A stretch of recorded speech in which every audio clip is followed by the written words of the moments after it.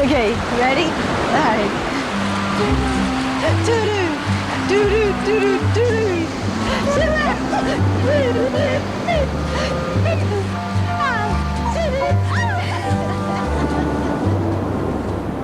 Als Tom McGuinnes, werkzaam als piloot bij American Airlines, op 11 september zijn vrouw Cheryl kust om vervolgens naar zijn werk te gaan, kan zij op dat moment nimmer vermoeden dat Toms vlucht die dag de wereld zou doen schudden.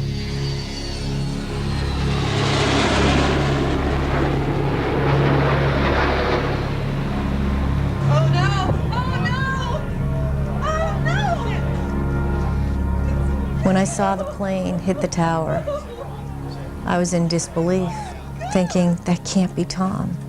That wouldn't be Tom. That wouldn't happen to us. Ook Sujo John begeeft zich die ochtend naar zijn werk. Sinds kort is hij werkzaam bij een telecommunicatiebedrijf op de 81ste verdieping in het WTC-gebouw. Ook hij kan op dat moment nimmer vermoeden dat enkele uren later Toms toestel, Flight 11, een paar verdiepingen boven hem zou crashen.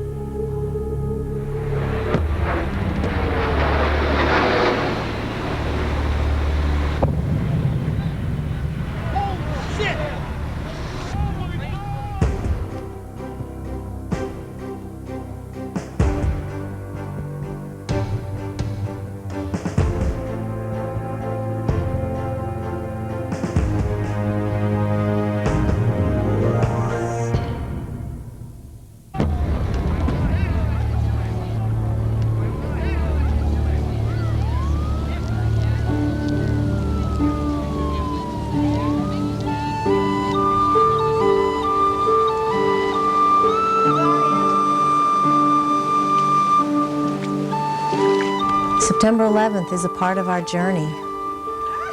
We don't like it. We didn't ask for it. But we are accepting that September 11th is a part of our journey.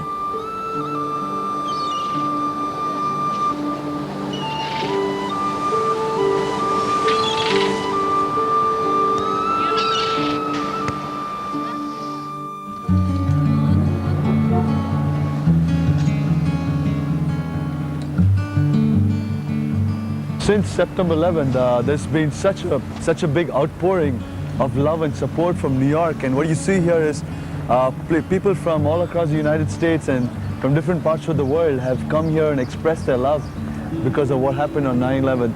Truly touches the hearts of people.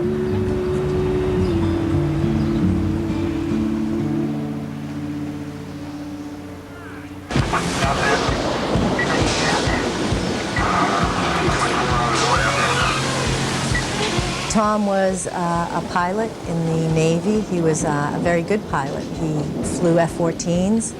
He went to Top Gun school, and he enjoyed flying very much. He was a very gifted flyer, very talented.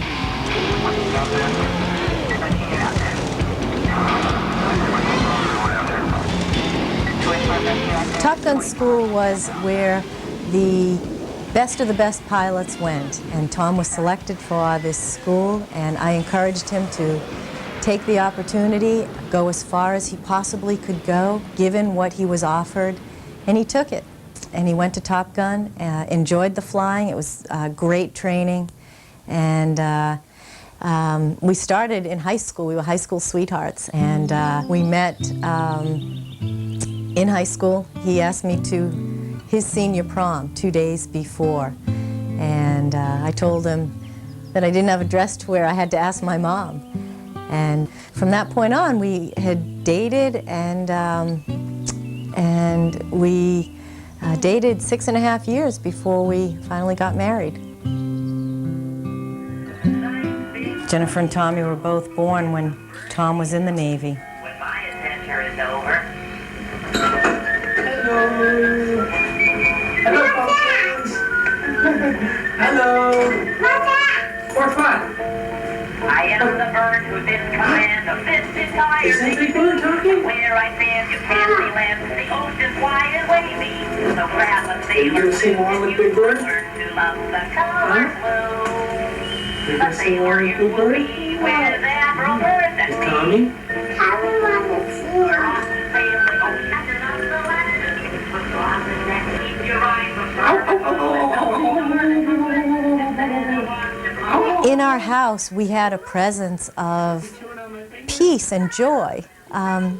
We really had traditional values, but we were a very non-traditional type of family. Here we go.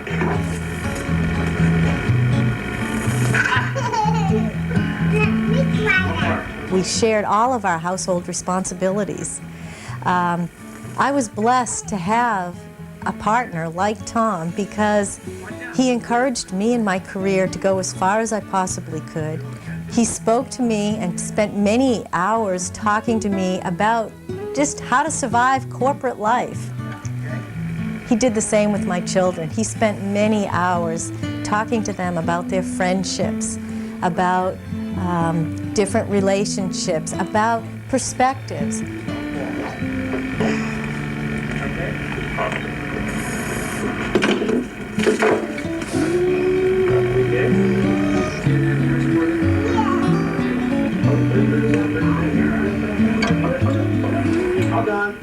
Tom and I were both raised Catholic, and I felt that there was just this big, dark, empty spot inside of my heart that wasn't being nourished and fed.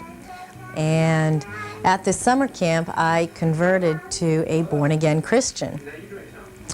But it wasn't until Tom became a Christian and accepted Jesus Christ into his heart, and all the knowledge that he had in his head moved from his head into his heart, that we really had changed lives. Let's all say goodbye to Mommy. Bye, Mommy. Say bye.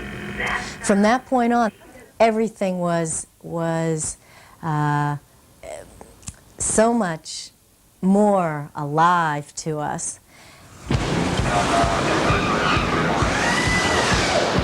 The Navy flying was extremely exciting, and he enjoyed it very much. And then he got out and joined the airlines. The decision for him to leave the Navy and join the airlines was more based on family life, that the airlines provided a little bit easier lifestyle for families to grow and thrive. His first airline job was with American Airlines, and he was with American Airlines for 12 years as a first officer. This was Tom in the cockpit of a 767. He really enjoyed his job with the airlines as well. Whoa, whoa! You okay? You gotta spin slower, Jennifer. Yeah, spin slow. Spin a little slower. Very pretty. Very pretty. Jennifer was his little sweetheart. She was a brownie, and they had gone to a father-daughter dance. And this was just the two of them. It was like it was a date for them. I always asked, let's go get ice cream, and when we'd go, I'd hold his hand like a little girl, you know, and he just got the biggest joy out of that. And my mom and I, we'd walk on the beach, you know, and we'd have each of us on his arms, and he'd just be so happy because we were his girls and we were holding his hand. And I'm 16 years old, and I was still holding his hand, and I just loved every minute of it, and I was so proud of him and so unashamed. Nice swim, babe. All right, you did a good job. His love for everything and for his family and for God were so huge, and it just rubbed off on me.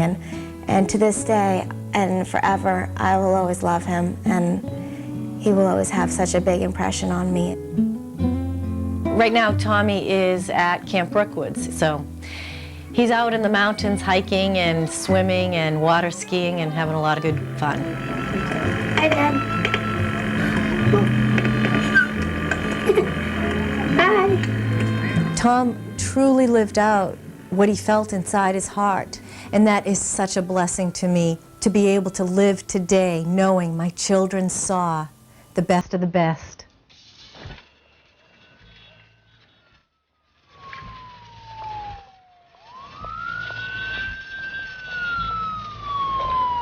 When I landed in the United States from India, it was a totally different world that I saw here.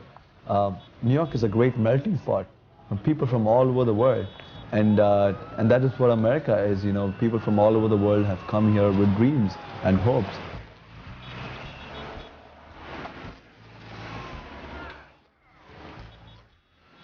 I met my wife Mary in India. and she kind of grew up in the States. So she was an American citizen, although she's Indian by birth. And my wife, she landed a job at the World Trade Center, and we felt that moving to the States might be better for her career. And that's how I filed for my immigration, and I moved here February of 2001. I got my Social Security card, and in 2 weeks, I got a job. Here I was. I entered the office on the 81st floor. My company was called Network Plus. Network Plus was a broadband telecommunications company. So I used to be involved in marketing their products, telecommunications products for the company. The day before September 11th, we celebrated Tom's 42nd birthday and had a birthday party for him. I made him a non-fat cheesecake. We sang happy birthday to him, and my children gave him some presents. He had just gotten a new car that he had really liked, and so I just picked him out a few little gifts from the heart that I thought he'd really appreciate. I got him a car and smell and scent that was really nice, and it was like an apple cinnamon country thing. And I got to say some very special things to him. I told Tom that God had changed, shaped, and molded him, and that I was so honored to be his wife. And that was just the night before September 11th.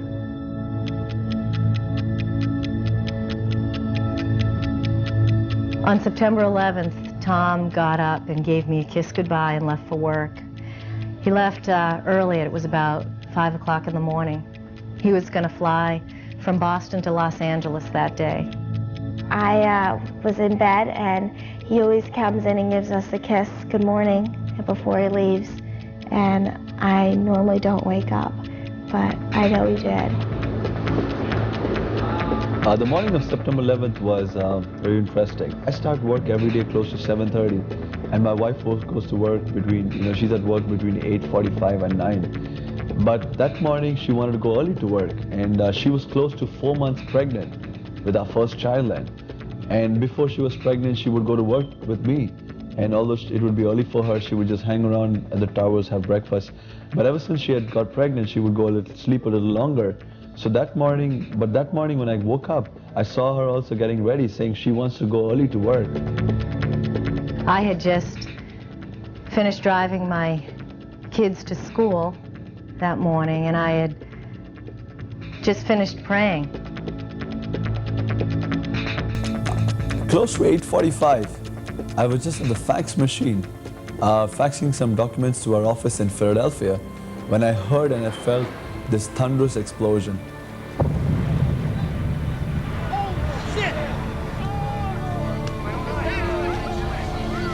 And so when the plane struck, the plane actually struck a few floors above us. The wing of the plane came in through our floor. There was fire in our floor.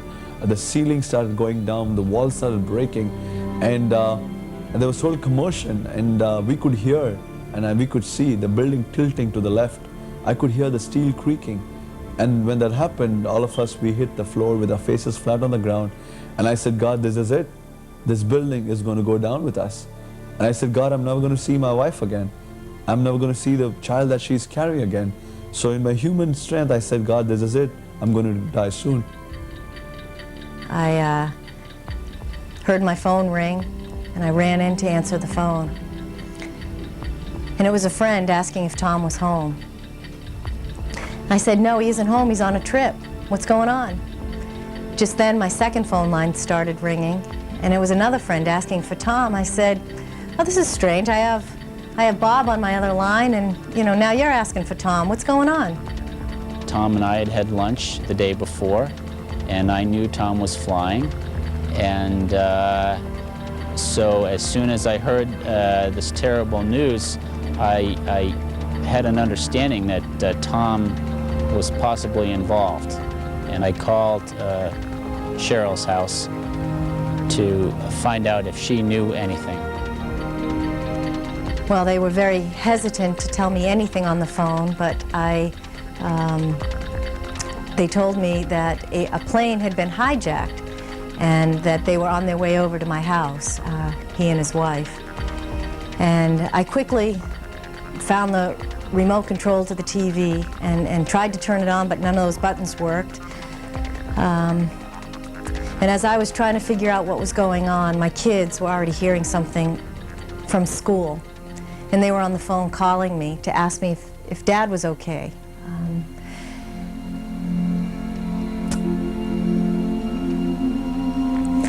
And I was at school, and I don't think I can talk about it.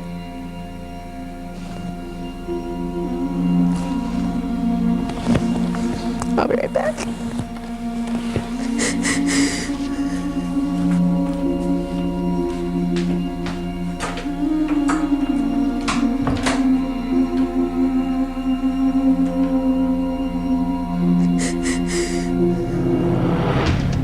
I was frantic. I was confused. I didn't know what was going on. I called all the pilots that I knew. I called American Airlines. I paged Tom. I called his cell phone. I was calling everybody I knew to try to find something out. My house quickly filled with people. I don't even know what they were saying. My mind was just racing, thinking, Tom, why aren't you calling me? I need you to call me now. I was on the floor for about 5 minutes. After about 5 minutes, I heard our manager say, stay calm, let's head to the stairwell. Anyway, I started running down the building, and people, on every floor there'll be hundreds of people who would join us down the stairwell. At that point of time, no one in their wildest dreams imagined that the building might actually go down. And while we were coming down the stairwell, we heard another explosion. We had no idea what was going on, but there was a second plane hitting Tower 2. I was watching on television as I saw airplanes going into the buildings, thinking, no, this isn't Tom, this can't be Tom. Women were praying with me. I was in disbelief. They would not have an accident where they would fly into a building. They were highly trained pilots. That wouldn't have been an accident. But I was in disbelief that it would be anything. I didn't know. I was so confused watching. When I reached the mezzanine level of Tower 1, there was an escalator leading us down to the lower level, which is the mall level. And before I got down to the escalator, I looked on my left to the glass windows and doors of Tower 1, and I saw the most horrific scene that I'd ever seen in my life. Because out in the courtyard, in between those towers, were dead bodies of people who would have jumped out of the buildings, or people in those planes. There was the engine of the plane lying there, and these bodies were crushed and smashed. And when we saw the picture of death, people were breaking down, because now people realized that many had died, and we were seeing these bodies. And I remember these firemen telling us, don't even look on your left, just turn on your right and go down those flights. You'll reach the lowest level, find an exit, and just get out of the building. When we were at the mall level, I saw people being let out of different exits of the World Trade Center. So I decided to walk closer towards Tower 2, because I said if my wife has not made it to the building, she could be standing somewhere near Tower 2. So I got to the revolving door. I actually stepped out of the revolving door when I heard a loud explosion, and I saw dust and fumes coming in towards me. The very building that I was standing against was going down. That was Tower 2 finally going down.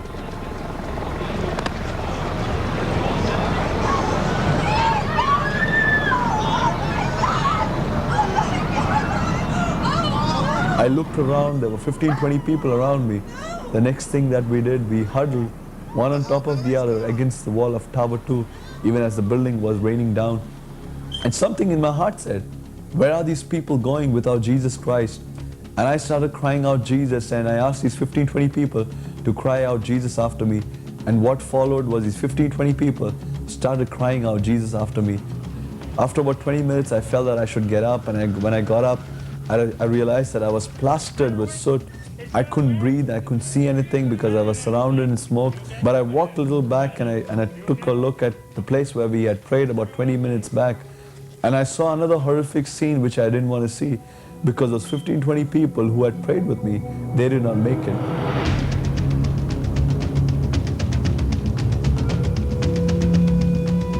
Somebody must have called and said the chief pilot is on his way to my house. No, I wasn't convinced that he was going to tell me that Tom was dead. I was not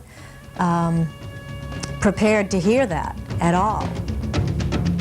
I do remember seeing the car pull up and the chief pilot got out of his car. He was with 2 or 3 other men that walked up my driveway, and they came into my house, and I was just saying, no, make them go away. Closing my eyes, saying, make them go away, not even looking at them for about 15 minutes, saying, make them go away. I don't want to see them. But they stayed, and they didn't go away. He said that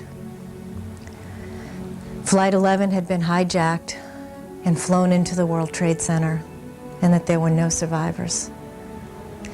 And I just went hysterical, screaming, no, God, please don't call him home.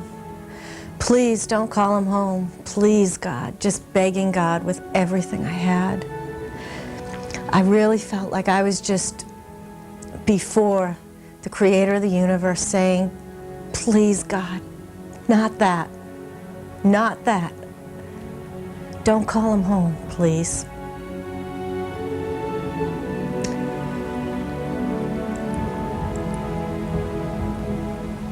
But he called him home, and my heart was disintegrated. I was devastated. And then I quickly realized that I needed to go tell my children, and they were at their school. I thought I was the only person there, but when I looked around, I found someone else alive. When I picked him up, I realized that he was an FBI agent, and I saw red lights flashing through the soot and through the smoke. So we turned and started walking closer to this light. The closer we got to this light, I realized that this light was coming out of an ambulance. They were all completely crushed and smashed, but the front part of this ambulance was still standing. The light was still flashing. So it was close to 12:30, 12:45. I was just running, not knowing where I should go. I entered the store, and there was a young girl who came up to me and started removing glass from my head. And she gave me water, and she was trying to help me, and she said, let me call your family for you. And I said, what family? My wife is dead. But I gave her my cell phone, and she started going through the numbers that were stored in my cell phone. And my cell phone started ringing for the very first time on September 11th. So she handed me back the phone. I flipped the phone, and I saw my wife's caller ID on the phone, and I said, this is not her. Someone else has got a hold of her phone and is trying to reach me with the news that she's dead. But I flipped the phone, and I realized that it was my wife on the other side. I was like, babe, you're alive. And he was like, he said the same thing to me. And we were just, you know, I was just in a state of shock at that moment when I heard his voice, because even though I heard his voice, I still couldn't, it didn't register to me that he had gotten out of there alive. She got off the subway train, got to the World Trade Center, and she was about to take the elevator when she saw people running out of the World Trade Center saying Tower 1 has been hit. So she started running out, and when she started running, she turned back and she saw people jumping out of Tower 1, because I was working on the 81st floor. The top part of the building by then was in fire, and she thought I was dead.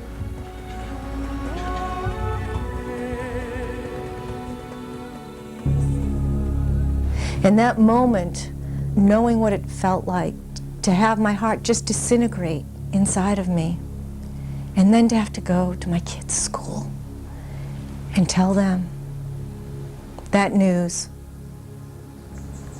was the hardest thing I ever had to do.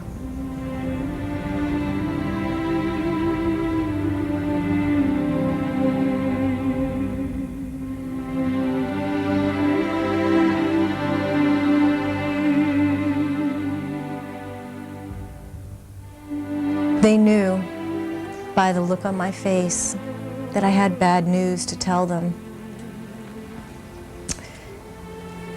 All I could say to them is Jesus called Daddy home. And they knew what that meant. And we hugged, we cried, we held each other. And I reassured them that God would take care of us, that we would be okay. As awful as that moment was, We were 3 crushed hearts. And as awful as that moment was, I reassured them. I had the words and could get the words out of my mouth that God would take care of us.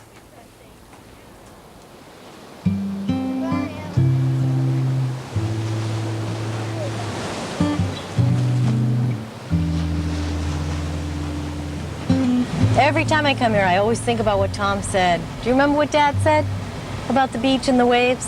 Yeah. How our family was blessed with wave upon wave of blessing. And the Lord continues to do that. And every time I see those waves roll in, I think of that. Where do you think I should park? Down here or here? Well, that's why. Let's go on this side so we can, Oh, this is awesome. Do you want to just leave our shoes? Stop! Okay. How do I do it? Is my hair blowing the right way?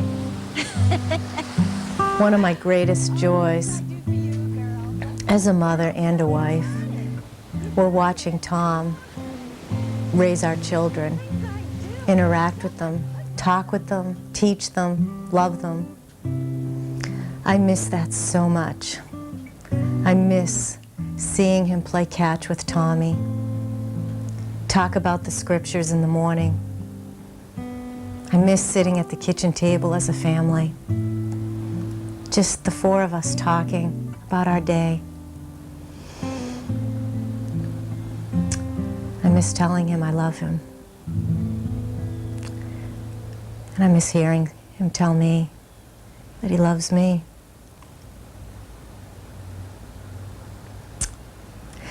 But in my heart of hearts, I so clearly hear his voice say, Cheryl, press on. Go forward. And I do, one day at a time.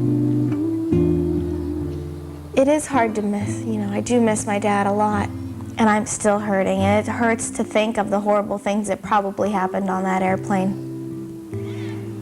But that doesn't mean that I have to think about it.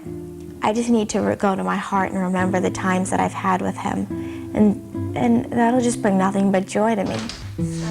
Oh, you know what? We're thinking of going out with tonight. I hate the evil that has been done. Yeah. Take the time, spread it. And I know that justice will be done. But justice is not mine to give. Justice will be done by the Lord. I don't have a spirit of anger inside of my heart. Neither do my children. We were driving to school one day, and Jennifer said, Mom, I'm so glad you're not angry at God. I said, Jen, I'm glad you're not angry either. She said, Mom, I know God didn't cause this to happen. God is what's getting me through this. Another day, I was crying, and Tommy said, Mom, don't cry. We're here for such a short time. We'll be with Dad forever in heaven. He said, Mom, do you know how Dad described eternity to me? I said, no. He said, Dad described eternity this way. If you took all the bodies of water and combined them and took out one drop at a time, this would only be the beginning of eternity. We'll be with Dad forever. He's up there building a room for us. We'll be with Dad forever, Mom. Don't cry now. We'll be with Dad soon. And I thought, thank you, God, to hear that perspective, an eternal perspective from my children, to hear that my children aren't angry at the people, they're angry at the evil, lifts me and comforts me. No, don't.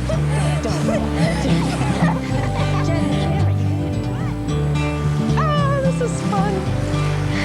Shimmy, shimmy.